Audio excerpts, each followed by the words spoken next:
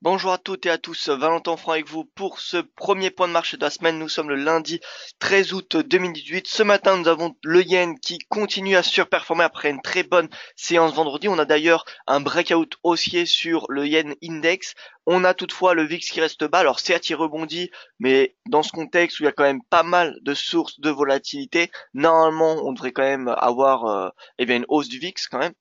Donc voilà, affaire à suivre, mais il semblerait que entre l'analyse, ce qui se passe d'un point de vue fondamental et le VIX, il y a on peut dire une décorrélation. Le VIX ne réagit pas du tout, il est complètement déconnecté de ce qui se passe actuellement entre les nouvelles sanctions vers la Turquie, la livre turque, vous voyez, ça a fait un petit séisme quand même vendredi sur les marchés. On a les nouvelles sanctions contre la Russie, on a les sanctions contre l'Iran qui ont commencé la semaine dernière, et pourtant, on a le VIX qui a seulement rebondi vendredi, mais voilà, c'est pas non plus quelque chose de, il n'a pas non plus bondi. Donc, donc voilà, il semblerait qu'il y a quand même, je trouve personnellement une déconnexion entre le VIX et ce qui se passe sur les marchés. Et en plus, dans ce mois où on est statiquement dans la version de Paul Risk, vous le savez, eh bien, tout mène à croire que le VIX pourrait fortement rebondir prochainement, ce qui veut dire un marché action américain en baisse. Alors, sans plus attendre, je vous invite avant toute chose de prendre connaissance de l'avertissement égal sur le risque. Le trading avec effet levier amplifie toujours les gains et les pertes. Un compte risque limité prend un risque de perte du capital investi. L'investissement sur compte titre prend un risque de perte en capital. IG fournit exclusivement un service d'exécution d'ordre. Cette présentation est à titre indicatif et ne saurait être considérée comme un conseil ou une recommandation. Alors on passe au briefing d'actualité. Pour ceux qui ne savent pas, la livre turque, s'est effondré de 19% face au dollar vendredi, suite aux inquiétudes d'investisseurs sur la gestion de l'économie par le gouvernement et sur fond de tensions diplomatiques et économiques avec les États-Unis. Donald Trump a déclaré vendredi qu'il avait approuvé le doublement des tarifs des métaux contre la Turquie, donc ce qui fait, il me semble, 20% de taxes sur l'importation d'aluminium turc et 50% sur l'acier, ce qui est beaucoup. Et donc la livre turque, faut savoir, se déprécie de 40% face au dollar depuis le début de l'année. Au niveau de la BCE, alors selon un rapport du Financial Times, je vous l'ai déjà dit vendredi, mais je le répète, la BCE s'inquiéterait de l'exposition de certaines banques européennes en Turquie, en particulier BBVA, Unicredit et BNP Paribas qui exercent toutes des activités importantes. Côté États-Unis, surtout côté macro, on a l'IPC qui a accéléré de façon inattendue à son niveau le plus élevé depuis 2008. Alors l'IPC Core, plus haut depuis 2008 à 2,4% sur un rythme annuel. L'IPC global étant sorti inchangé à son niveau le plus élevé en 6 ans, c'est-à-dire à 2,9%, pareil sur un rythme annuel. Toujours sur le plan macroéconomique, cette fois-ci au Royaume-Uni, la première estimation de la croissance est ressortie comme prévu à 1,3% sur un rythme annuel contre 1,2% lors du T1. Donc ce qui serait une bonne chose entre guillemets, même si ça reste très très fragile pour le Royaume-Uni. Hein. Avant le vote du Brexit, la croissance britannique, son rythme de croisière, c'était entre 2 et 3%. En dessous de 2, c'était vraiment pas un bon un bon taux de croissance, alors qu'en France, quand on a 2%, c'est plutôt très bien. Donc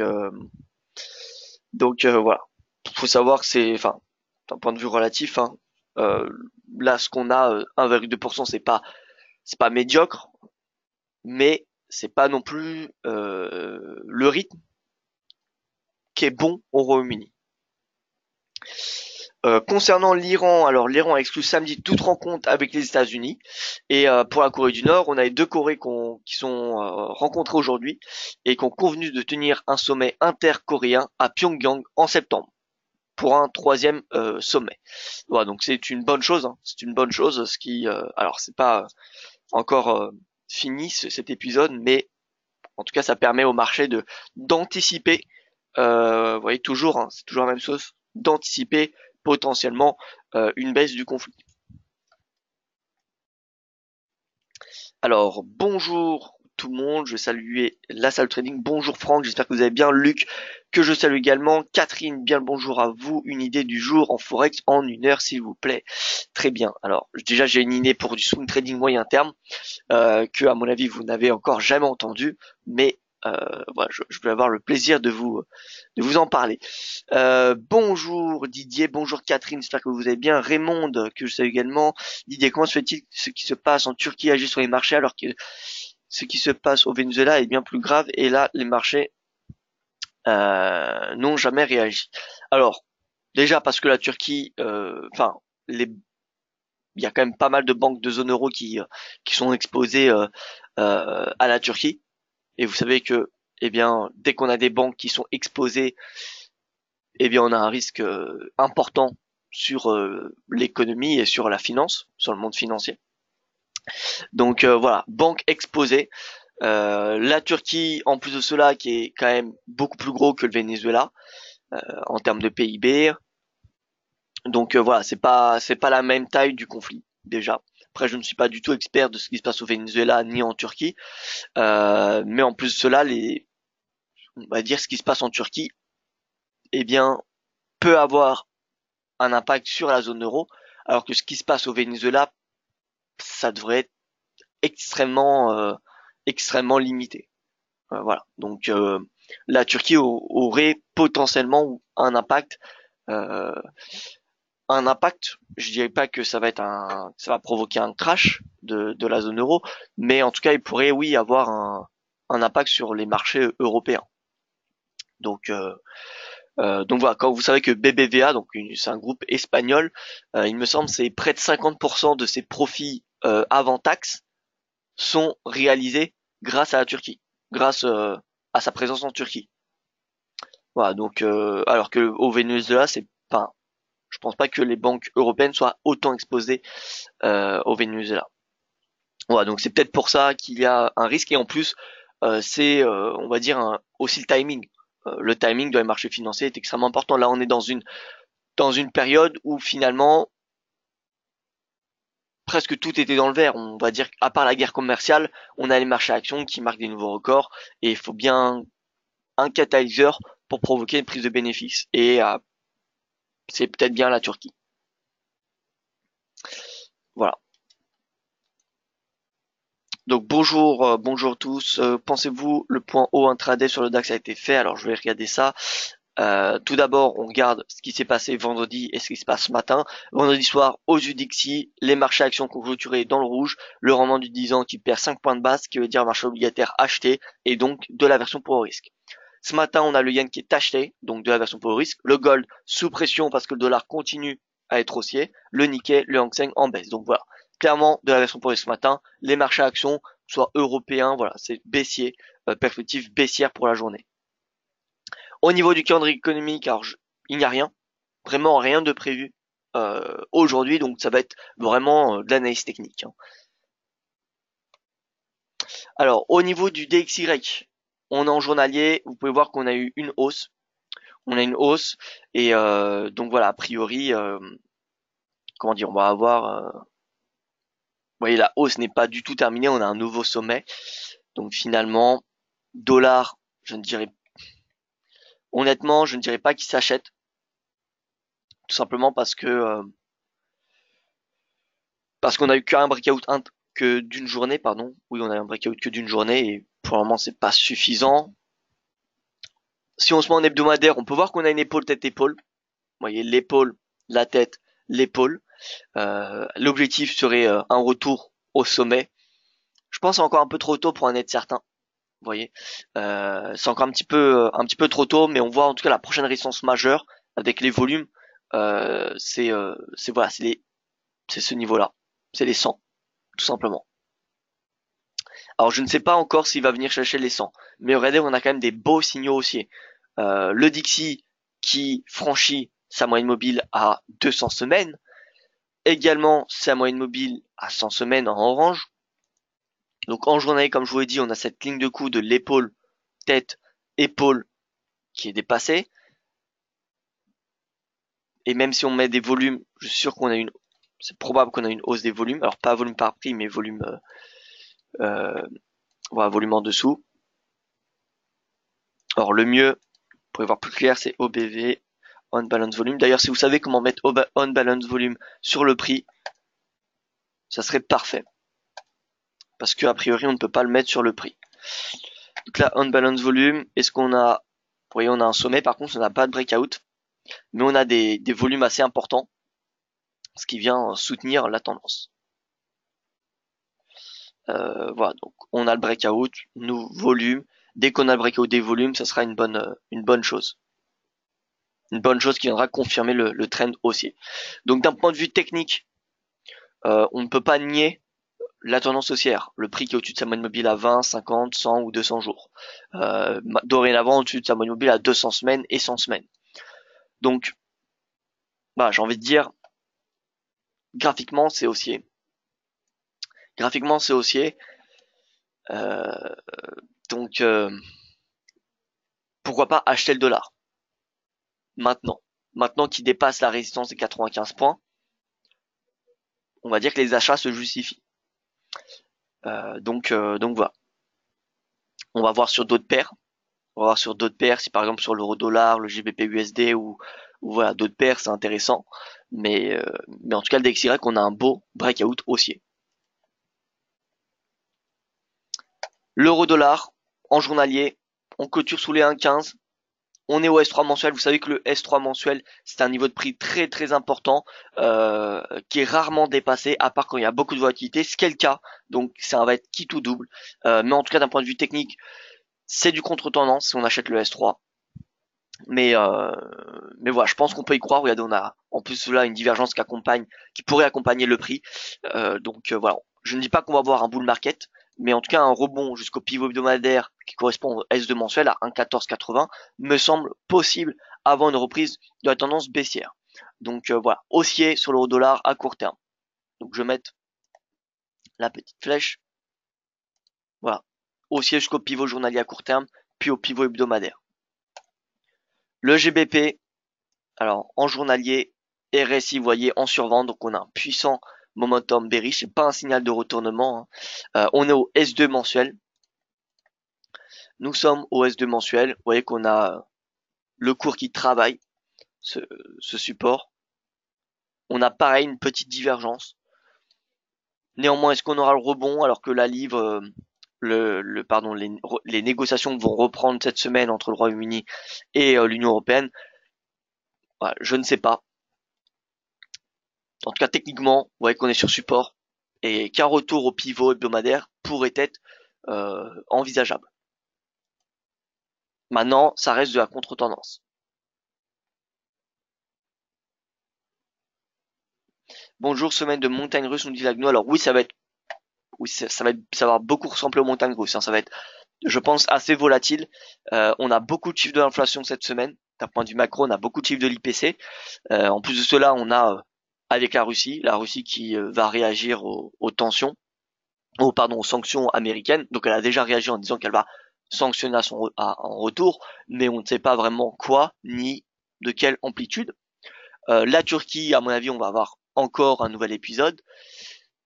L'Iran, c'est possible. Donc voilà, on a pas mal de sources, encore une fois, de volatilité. Et c'est pour ça que finalement, d'un point de vue des marchés financiers, il y a beaucoup plus de risques de voir des marchés actions sous pression et des valeurs refuges, haussières. C'est pour ça que le yen est extrêmement intéressant. Bonjour, si la BCE intervient pour faire remonter les bancaires et que l'on remonte sur les indices, peut-on retour à la hausse même si ça reste haussier? Alors oui, même si les USA restent baissiers, c'est possible qu'on ait une hausse de l'Europe. Néanmoins, ce scénario-là est de court terme et ça repose que sur des hypothèses et ça m'étonnerait que la BCE intervienne dans ce cet épisode de la Turquie, étant donné que le risque est encore, d'après l'agence de la BCE, et pour le moment c'est que des rumeurs du Financial Times, ça n'a pas été confirmé par la BCE, il me semble, en tout cas d'après ce que je sais. Et donc la BCE dirait que ce n'est pas un risque critique pour le moment. Ce n'est pas encore critique. Donc il n'y a pas de raison que la BCE intervienne. La BCE interviendra que si c'est critique, que s'il n'y a pas d'autre choix. Donc oui, l'Europe peut évoluer à la hausse alors que les US peuvent évoluer à la baisse. Néanmoins, quand on a ce genre d'épisode, c'est ça dure que quelques temps, que quelques semaines, parce que généralement quand les US baissent pendant plusieurs semaines, c'est qu'il y a vraiment une prise de bénéfice sur les marchés actions et c'est donc contagieux. Mais oui, il y a des moments où il y a une hausse de l'Europe et une baisse des États-Unis, ça existe. Néanmoins, c'est pas très fréquent. Il faut vraiment un facteur. Et c'est surtout un facteur d'appétit pour risque pour la zone euro et non pas un sauvetage de la zone euro qui permet ce genre d'épisode. Donc je resterai très prudent sur une surperformance de la zone euro euh, si la BCE intervient. Donc GBP USD, possible rebond jusqu'au pivot du jour, mais vous voyez que le pivot du jour est assez proche, donc c'est pas très intéressant de le payer. D'un point de vue ratio rendement, il y a beaucoup plus de chances, je trouve, qu'il baisse plutôt qu'il augmente, qu'il rebondisse. Donc voilà, je pense pas que l'achat sur le GBP USD se justifie. Par contre, si on a un retour au pivot du jour, ça pourrait être un prix. Déjà le pivot hebdomadaire d'un point de vue swing, ce sera un prix intéressant pour le shorter, tant que le dollar n'émet pas de signaux baissiers. Mais le pivot du jour peut être également un niveau de prix pour shorter la livre sur du court terme. NZD sous pression. On peut voir que finalement tous les paires majeures émettent des signaux de rebond. On a une divergence haussière sur l'euro, sur le NZD, sur le GBP, sur le SD CAD. Pareil, divergence baissière. Donc vous voyez, on n'est pas à l'abri d'un petit pullback du DXY. Donc une petite phase de respiration. Finalement, le pullback après le breakout. Donc le breakout, pullback et ensuite le peut-être la nouvelle hausse. L'USD-CHF, le franc suisse qui s'apprécie également, étant donné que c'est une devise refuge, vous voyez que finalement, en horaire, il n'y a pas de tendance. Hein. Il n'y a pas de tendance, on est entre la parité et les 0,99. L'USD yen, par contre, est sous pression, donc on a un yen qui est extrêmement fort. Vous voyez, retour de l'USD yen à 110. Donc toutes les paires en yen sont baissières.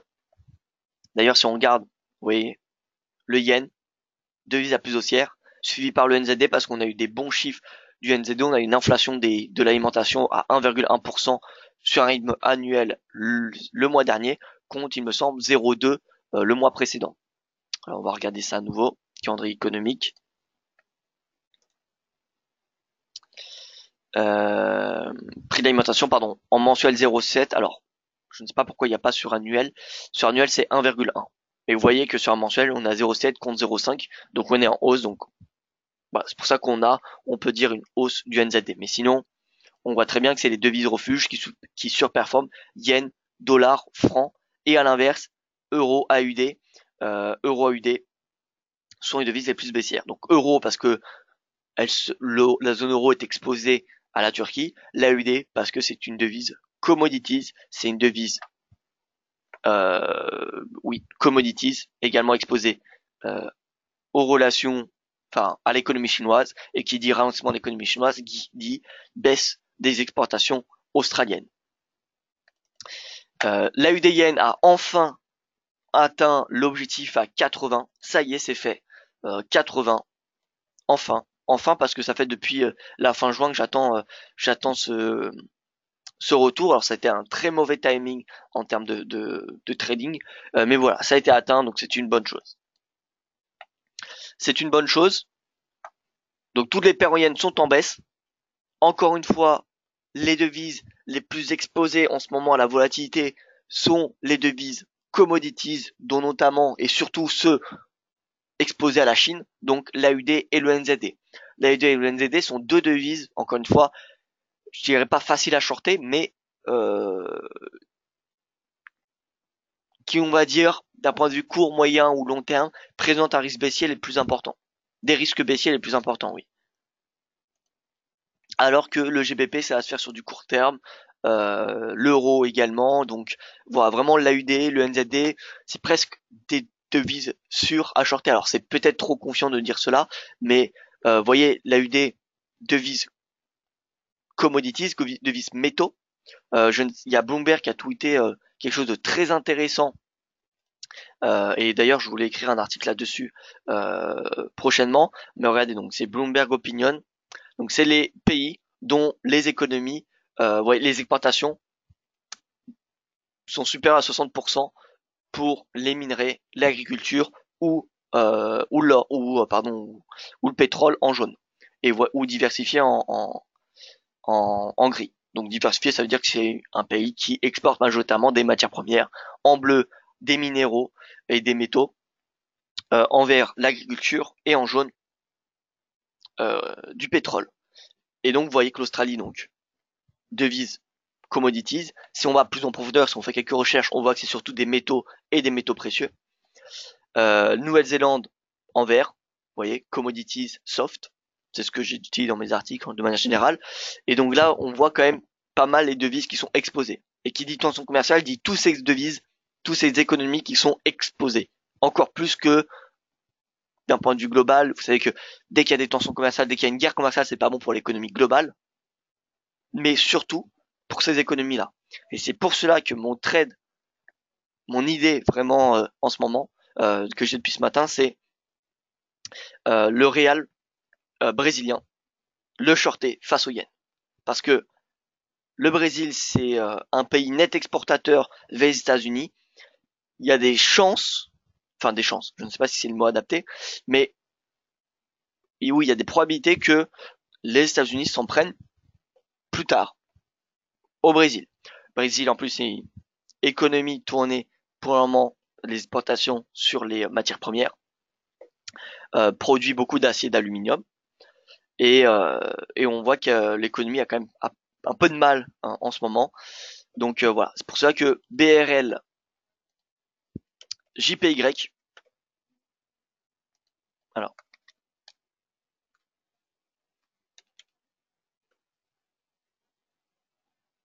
voilà, BRL, JPY, short. Donc voilà, ça je pense que personne l'a fait un peu le moment, mais voilà, c'est un trade qui me semble vraiment intéressant. Donc on va voir ça ensemble d'un point de vue d'analyse technique. Donc en mensuel, j'ai pas plus d'historique. On va voir si sur TradingView il y en a. BRL, JPY. Alors on n'a pas le tsar également. Le tsar, donc c'est la monnaie sud-africaine de l'Afrique du Sud. Donc vous voyez que elle n'est pas classifiée comme plus de 60% d'exportation d'or ou de minerais, mais il faut savoir que l'Afrique du Sud exporte beaucoup de cuivre et d'or et d'argent, globalement des minerais. Et finalement le tsar est beaucoup corrélé à l'or. Si vous regardez, on va le voir après, mais bon, le tsar est beaucoup corrélé à l'or. Donc là, vous voyez le BRL, retour au plus bas, à 27,73 face au yen. Ouais, donc c'est le plus bas qu'on a depuis 2006. Hein. Donc retour à 27,74, tout simplement.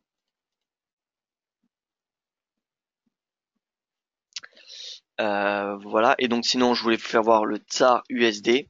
Si on compare, on superpose avec le gold. Vous voyez qu'il y a une corrélation qui est quand même assez importante. Donc qui dit baisse de l'or, dit baisse du tsar. Et le tsar, je pense, face au yen, a également de fortes chances à baisser, mais il me semble qu'on n'a pas le tsar yen. Voilà, ça n'existe pas. Donc c'est très dommage. C'est très dommage, mais voilà, même face au dollar finalement, l'USD tsar, ça peut être une devise intéressante.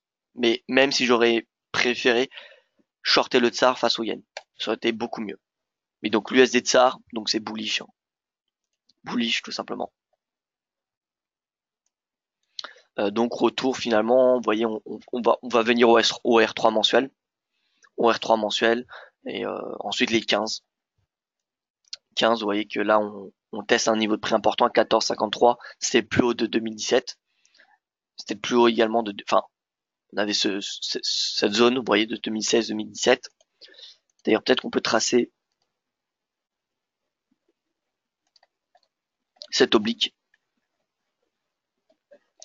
On peut tracer cette oblique. Donc, en fait, toutes les économies, toutes les devises dont les économies sont liées à l'économie chinoise ou commodities, eh bien, ont un risque baissier en ce moment. Ça, faut le comprendre. Et si vous le comprenez, vous n'aurez aucun mal de trouver des paires intéressantes. Voilà, gardez ce graphique, hein, il est très intéressant parce que voilà, finalement, vous avez globalement les devises à shorter devant vous et les devises à acheter, eh bien c'est le yen ou le dollar tant que les tensions commerciales durent. Tant qu'elles durent, ces tensions commerciales, eh bien, les économies qu'on a devant nous, là, surlignées en jaune ou en bleu, euh, peu importe, eh bien, c'est baissier. En jaune, un peu moins. C'est les économies dont l'exportation sont liées au pétrole, sont majoritairement du pétrole. Le pétrole, il reste quand même, il n'est pas en baisse depuis le début de l'année, il est quand même en forte hausse. Donc, les devises dont les économies sont corrélées au pétrole, bien, forcément, elles sont moins baissières que dollar australien ou le BRL ou voilà ou le NZD. Mais il y a un risque baissier également dans ce contexte de tension commerciale, mais plutôt privilégié, je dirais, on va dire les économies avec l'exportation de métaux, de commodities diversifiés, ou ceux de minerais, agriculture. En fait, toutes sauf pour le pétrole.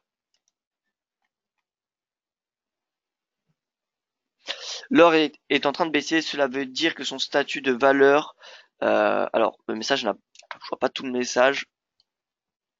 Ah, de valeur refuge n'existe plus. Alors ce n'est pas du tout le cas, en fait, c'est simplement que on a le dollar qui est haussier et quand le dollar est haussier, ça fait pression sur toutes les matières premières, mais surtout sur l'or. L'or, c'est vraiment la matière première la plus exposée à la hausse du dollar. Donc c'est pour cela qu'on a l'or en baisse. C'est pas parce que on a de l'appétit pour le risque, c'est simplement parce qu'on a le dollar qui est payé. Dollar qui est payé, donc or qui est en baisse. Alors, je reviens sur l'euro NZD. On me demande l'euro NZD. Euh, donc euro NZD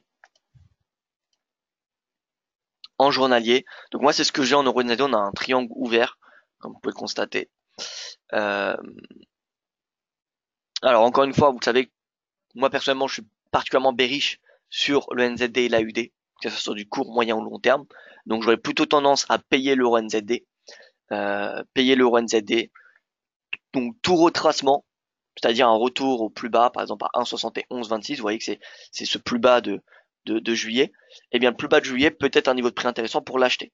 Voilà. Maintenant, encore une fois, acheter l'euro alors que le dollar est en hausse, c'est pas la meilleure chose à faire. Parce que pareil, l'euro, c'est la devise peut-être la plus corrélée négativement au dollar. Dès que l'euro baisse, le dollar monte et vice versa. Or, en ce moment, on a l'euro qui baisse à cause du risque, enfin de l'exposition des banques européennes sur la Turquie. Donc forcément, le marché qui est inquiet retire des fonds de la zone euro, ce qui fait mécaniquement remonter le cours du dollar. Et donc pression sur l'euro-dollar. Donc voilà. NZD yen, par contre, vous l'aurez compris, les paires en yen, moi, elles m'intéressent particulièrement. NZD yen, là, on vient chercher le S3 mensuel. Vous voyez qu'on a une accélération du momentum. Une accélération, comment on le voit, cette accélération du momentum? Eh bien, déjà sur du mensuel, alors du hebdo plutôt, on a cet oblique. D'accord? Ensuite, on a un nouveau canal baissier, avec des nouveaux plus bas qui sont accentués, pardon. L'angle, vous voyez, est encore plus bas qu'auparavant. En journalier, on a un canal depuis le début de l'année, qui représente la guerre commerciale, avec une oblique qui est encore plus baissière que la orange. Et là maintenant, on voit que on pourrait presque en tracer une nouvelle. On pourrait tracer celle-ci. Ah, non, je me suis trompé. Vous voyez, on a encore une nouvelle droite qui est encore plus baissière. Donc ça montre bien qu'on a une accélération du momentum baissier. On a une accélération du momentum baissier, et donc c'est dans cette tendance qu'il faut comment dire, privilégier. Donc voilà, NZD yen baissier jusqu'à 71,82. L'AUD yen on est à 80, mais on va très probablement aller chercher, vous voyez, les 78,30 lors des prochaines séances, prochaines semaines. C'est l'objectif baissier de la cassure de ce triangle descendant. Voilà donc, moi l'AUD yen baissier, l'NZD yen également. Et regardez le yen index, sorti par le haut de ce range dans lequel il évolue depuis la fin du premier trimestre. Donc on va attendre, enfin ça peut être un bull trap, un piège. Donc bien évidemment, si on a plusieurs chandeliers au-dessus de cette zone, ça confirmera le breakout, parce qu'un seul chandelier, ça ne permet pas de valider un breakout qui a duré plus de 3 mois. Voilà, ça, c'est un conseil. Dès que vous avez un breakout, dès que vous avez un range de 3 mois, attendez 1, 2, 3 chandeliers pour confirmer le breakout. Plus le range est long, plus il faut attendre des signaux haussiers. Voilà.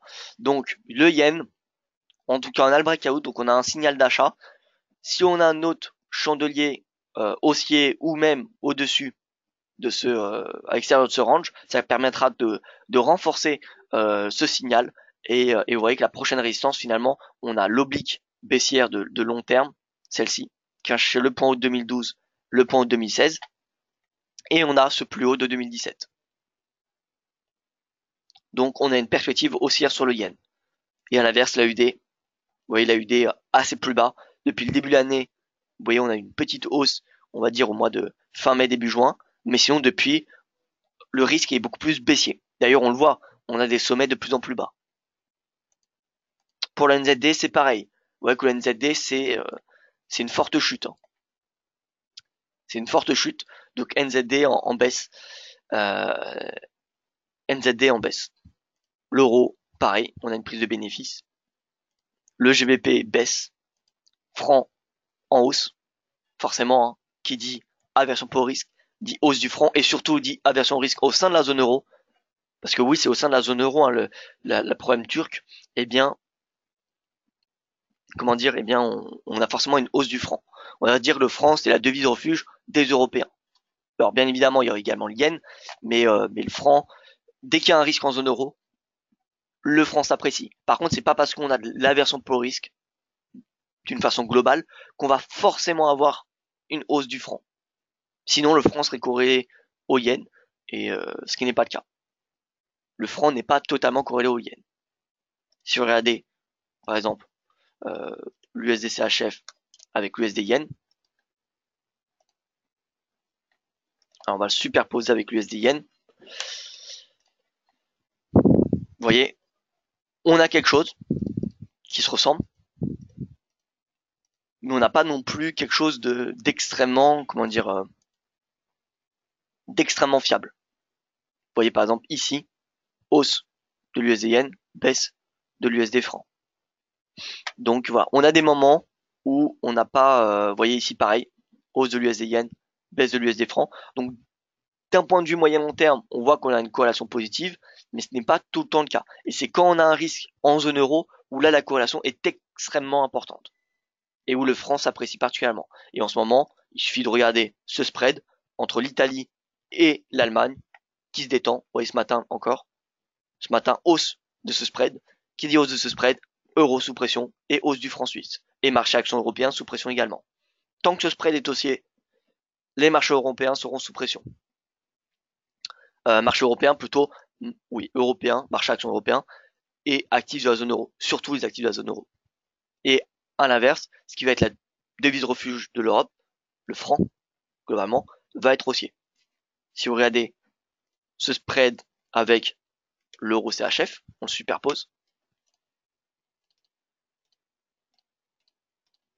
Vous voyez qu'il y a une corrélation négative. On a une corrélation, donc hausse du spread, baisse de l'euro, et donc hausse du franc. Ici, baisse du spread, hausse de l'euro. Hausse du spread, baisse de l'euro. Donc vous voyez, dès qu'on a finalement un spread entre un pays de la zone euro et l'Allemagne qui s'écarte, l'euro franc est baissier. Et dès qu'il diminue ce spread, l'euro franc est bullish. Voilà, donc tant que ce spread augmente, on aura l'euro CHF sous pression, les actifs de la zone euro sous pression. Et donc, marché action européen, on y passe.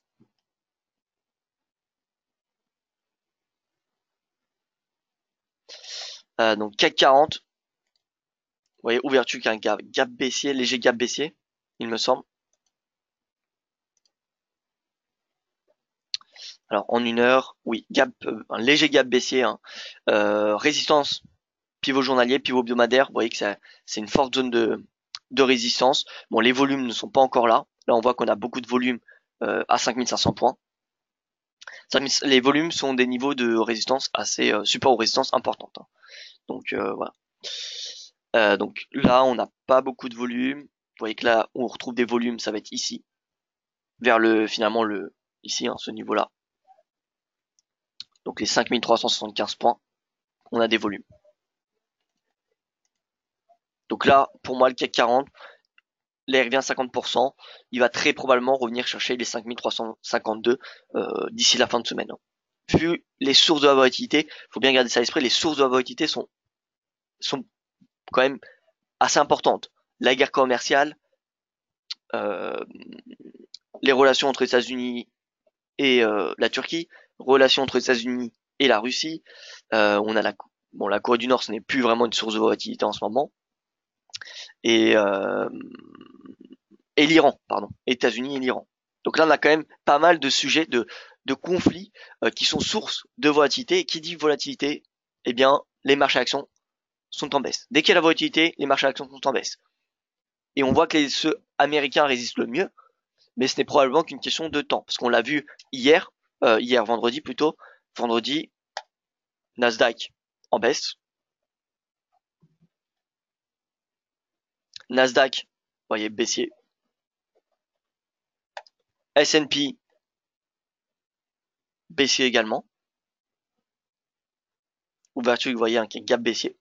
Donc finalement, c'est pas les marchés américains ne sont pas intouchables, hein. Et ça rassure d'ailleurs. Ça rassure, mais donc là clairement, vu les sources de volatilité, moi je suis baissier sur les marchés actions européens. En plus, ça fait comme je vous l'ai dit plusieurs semaines peut-être que je vous dis que le mois d'août c'est un mois généralement de prise de bénéfices, d'aversion pour le risque. Les marchés européens sont généralement en baisse. Donc voilà, ça ne vient simplement que confirmer ce que l'on sait finalement depuis maintenant pas mal de temps. Donc voilà, je suis baissier, hein, sur la zone euro.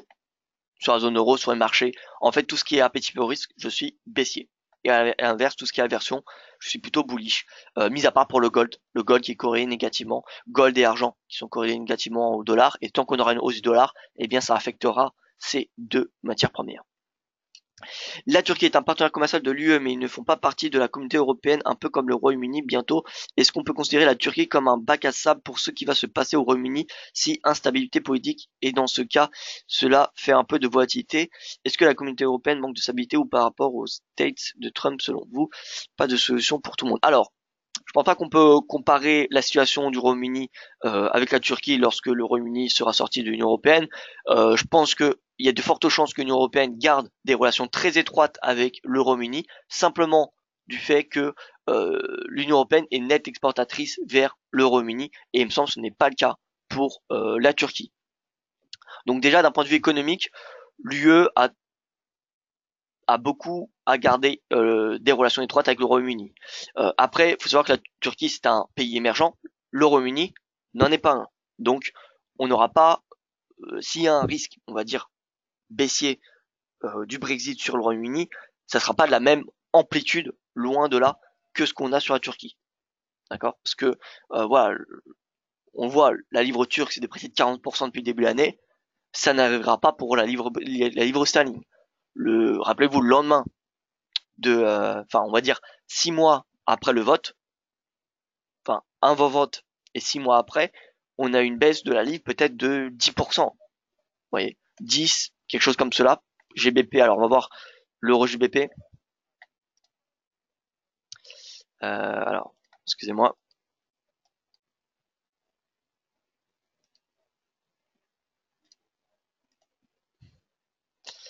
Alors donc l'euro GBP. Donc là c'était, il me semble, donc voilà, c'était le vote du Brexit ici. Voilà, c'était ici le vote. Donc vous voyez, avant vote, jusqu'à on va dire même le plus haut, on avait 24% en l'espace de 3 mois. Mais voilà, ensuite ça a été vite corrigé quand même. Donc voilà, ce sera pas du tout la même amplitude euh, de ce qu'on a de ce qu'on connaît actuellement sur la Turquie. On peut pas comparer la situation du Royaume-Uni avec celle de la Turquie. Par contre, dans l'idée, on va dire s'il y a un hard Brexit, dans l'idée, on aura une baisse, oui, des actifs du Royaume-Uni. On aura, oui, une baisse. Par contre, pas du tout vraiment pas du tout de la même volatilité que ce qu'on a sur la Turquie. Ça, c'est pas comparable. Je pense pas qu'on peut dire que ce qui se passe sur la Turquie va être, on va dire, presque similaire au Royaume-Uni si le Royaume-Uni sort avec même un hard Brexit. Donc, est-ce qu'on peut considérer la Turquie comme un bac à sable pour ce qui va passer au Royaume-Uni si instabilité politique et dans ce cas-là un peu de volatilité? Oui, mais dans une beaucoup plus faible mesure. Est-ce que la communauté européenne manque de stabilité ou pas par rapport aux States de Trump selon vous? Alors aux States de Trump, si vous parlez des États-Unis, alors oui, par rapport aux États-Unis, les États-Unis c'est un pays, alors que l'Union européenne n'est pas un pays, n'est qu'une organisation de pays. Euh, L'Union européenne n'a que, allez, 30 ans, 40 ans, la zone euro n'a qu'à peine 20 ans. Les États-Unis ont plus de 200 ans, vous voyez. Donc les États-Unis sont beaucoup plus, comment dire, solides que l'Union européenne. Maintenant, est-ce qu'il y a un manque de stabilité dans l'Union européenne? Alors c'est un peu paradoxal et c'est ce qui rend l'Union européenne très comment dire très subtile, c'est que finalement il y a beaucoup de mesures où il est nécessaire d'avoir un vote à l'unanimité. Pour faire des réformes majeures dans l'Union européenne, il faut des votes à l'unanimité. Et pour regrouper le vote de 27, enfin bientôt 27 membres, c'est très compliqué. Donc, disons que l'Union européenne avance, mais très doucement, ce que le marché financier finalement les marchés financiers n'apprécient pas. Enfin, n'apprécient pas. Disons que vous savez que dans le monde des marchés financiers, il faut que ça aille vite, sinon les marchés oublient. Donc voilà, l'Union européenne, ça prend énormément de temps. Ça prend énormément de temps parce qu'il y a un système qui justement nécessite beaucoup de validation pour que chaque mesure rentre en vigueur. Donc est-ce que la zone euro manque de stabilité? Je ne dirais pas qu'il en manque, mais il n'y en a jamais assez. Voilà. Non, indicateur graphe du gauche, donc c'est les volumes par prix. Volume par prix. Donc ça marche pas sur le forex, mais sur tout ce qui est commodities, contrats, futurs, vous l'avez sur TradingView, pardon, sur Pro Real Time. Vous allez ici, cliquez sur indicateur, mettez volume et vous allez sur volume par niveau de prix. Voilà, volume par niveau de prix, c'est l'indicateur qu'il vous faut. Donc c'est sur tous les futurs, tous les contrats futurs, d'ailleurs tous les volumes, hein, c'est sur les contrats futurs parce que c'est impossible de juger les volumes sur le forex. Avec les forex, il n'y a pas de place, c'est pas centralisé. Donc c'est pas possible de connaître les volumes sur le marché du forex. Il y a des estimations qui sont faites chaque année par la BSI, mais c'est pas possible de connaître comme ce qu'on connaît sur le CAC 40 ou voilà, des organisations. Sur la BBC ce matin, un économiste anglais de la London Business School annonce que le cycle de août 2018 donne un début de crise mondiale cette année, comme en août 2008 pour les subprimes, en août 2001 la bulle internet, en août 1997 la crise thaïlandaise, en 1991 la crise argentine. Qu'en pensez-vous? Bien oui, je pense que c'est vrai. Je pense que c'est vrai. Il y a beaucoup d'indicateurs qui clignotent dans le rouge pour une crise, en tout cas une récession. C'est vrai qu'il y a beaucoup d'indicateurs qui indiquent une récession des États-Unis l'année prochaine. C'est pour ça que le Brexit c'est un très mauvais timing parce que il y a la guerre commerciale, enfin le divorce qui aura lieu, je vous rappelle en mars de l'année prochaine. Il y a la guerre commerciale entre les États-Unis et ses différents partenaires. Il y a une récession qui est attendue l'année prochaine aux États-Unis, une récession en tout cas une forte diminution de la croissance, ralentissement de la croissance. Donc c'est un très mauvais timing pour le Royaume-Uni. Et est-ce que je pense qu'il y aura une crise? Écoutez, je pense que ce serait une très mauvaise chose de ne pas croire qu'il y aura plus de crise. Je pense que oui, il y en aura une nouvelle. Maintenant, est-ce qu'elle aura lieu l'année prochaine, cette année? J'ai pas envie d'inquiéter, mais je pense que l'année prochaine c'est possible. C'est possible. Maintenant, est-ce que ça va être de la même amplitude que la crise des subprimes ou que la bulle technologique? Ça, je ne sais pas. Ça, je ne sais pas. Mais c'est vrai qu'on a énormément d'indicateurs qui clignotent dans le rouge, qu'on n'avait pas pour la crise de la zone euro. Vous voyez, c'est vraiment des indicateurs qui clignotaient en amont de la crise des subprimes, en amont de la bulle technologique. Donc, c'est quand même assez sérieux. C'est quand même assez sérieux. Maintenant, on ne sait pas trop vraiment quelle sera l'amplitude de ce retracement. Il faut être conscient que bon, les marchés actions européens, mais les marchés actions globalement montent, mais je pense que ça n'est qu'une question de mois, on va dire d'ici un an, le risque devrait être très important d'un crack si on ne l'a pas avant. Donc voilà, prudent sur les marchés actions. De toute façon, je pense que c'est un très mauvais timing pour on va dire investir. Je parle bien investir, j'utilise bien ce mot-là. Pour investir sur les marchés actions, je pense que c'est un mauvais timing en ce moment. Voilà, après c'est vraiment mon opinion, mais voilà.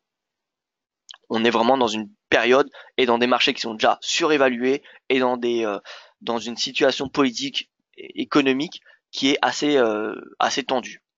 Donc on a tout finalement pour connaître une prise de bénéfice majeure.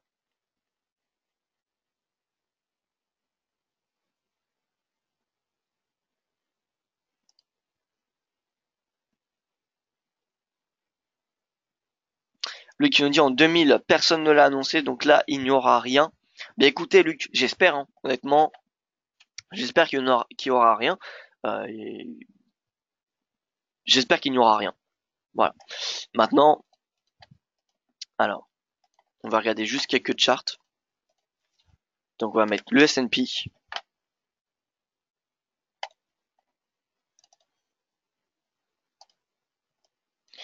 Ouais, ce qu'on peut retenir d'analyse technique, c'est qu'on avait des grosses divergences en amont des bulles tech ici, crise des subprimes.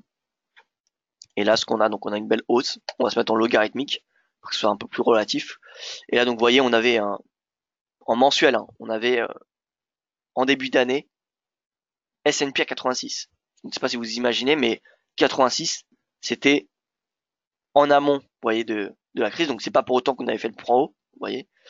On avait 77 au plus haut en amont de la crise subprime. 86, c'est extrêmement important. Il y a énormément de momentum. Est-ce que c'est ça? Je ne pense pas. Je ne pense pas. Maintenant, est-ce qu'on aura un crack dans 2 mois? Je ne pense pas non plus. Vous voyez, ça semble encore un peu trop tôt. Maintenant, tout reste possible sur les marchés. Tout reste possible. Et en tout cas, le niveau actuel est quand même assez, je ne dirais pas alertant, mais quand même. Si on se regarde en hebdomadaire, vous voyez là, on n'a pas de divergence. Donc c'est compliqué de dire qu'on va avoir une baisse des marchés actions demain. Mais en tout cas, on s'y approche. On s'y approche.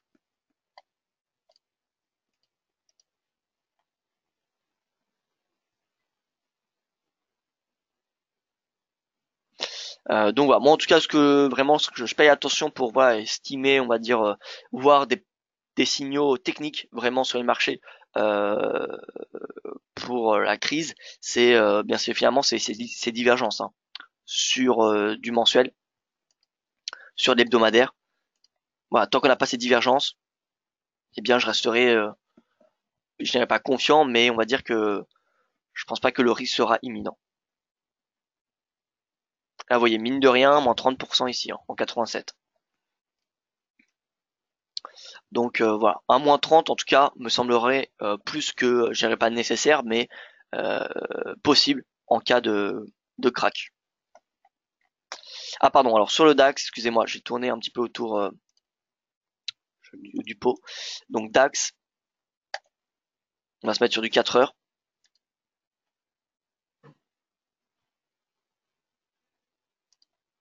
Donc DAX euro dollar en intraday. Donc vous voyez, juste pour le DAX, en journalier, on a un beau triangle. Beau triangle, un triangle c'est une figure d'indécision des investisseurs. Donc on a de l'indécision de la part des investisseurs depuis le début de l'année, ce qui est tout à fait normal. Donc la cassure donne un objectif de la hauteur de ce triangle. Si on a une indication par le bas, ce sera un objectif baissier. Si on a une indication par le haut, ce sera un objectif bullish. Là, en tout cas, on est sur support. Vous voyez, on est en bas de ce triangle. En 4 heures, on est sur le S1 mensuel et sur le S1 du jour.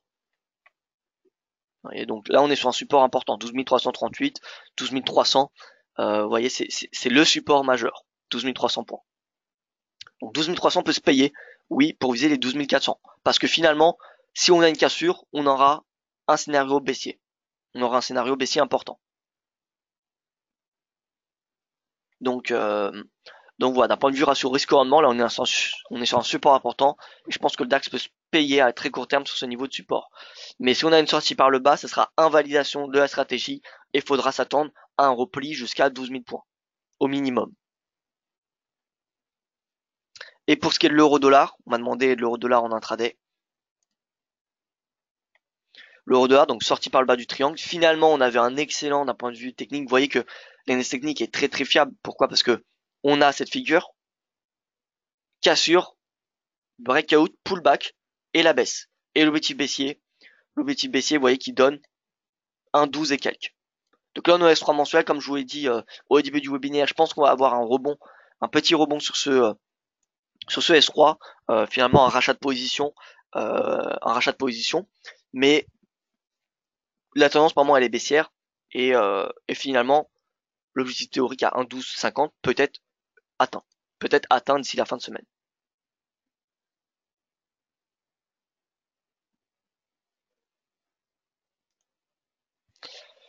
Voilà donc pour mon point de marché. Donc l'or, je termine par l'or, excusez-moi, j'ai pris beaucoup de temps aujourd'hui, mais l'or donc sous pression, hein, le dollar qui est en hausse, vous voyez que l'or 1200 comme ce qu'on prévoit depuis la semaine dernière. C'est-à-dire que tout nouveau rebond est une opportunité pour shorter l'or. Tant que le dollar est en hausse, l'or sera sous pression. Voilà, donc ne pas hésiter, je dirais, à shorter le pivot hebdomadaire selon moi pour viser les 1200 dollars sur l'or. Si on a un retour à 1211, vous voyez, eh bien ça serait une opportunité pour shorter l'or jusqu'à 1200. Voilà donc pour ce point de marché. Écoutez, on a beaucoup discuté, ça m'a fait plaisir de discuter de tout ça avec vous. Désolé pour avoir pris un peu de temps à faire ce point de marché. En tout cas, je vous remercie pour votre attention, pour votre présence. Et écoutez, je vous souhaite une excellente journée. Je vous dis à tout à l'heure pour ceux qui souhaitent connaître mon analyse technique sur les crypto-monnaies à 13 h. Et sinon, eh bien écoutez, je vous retrouverai demain matin pour mon prochain point de marché.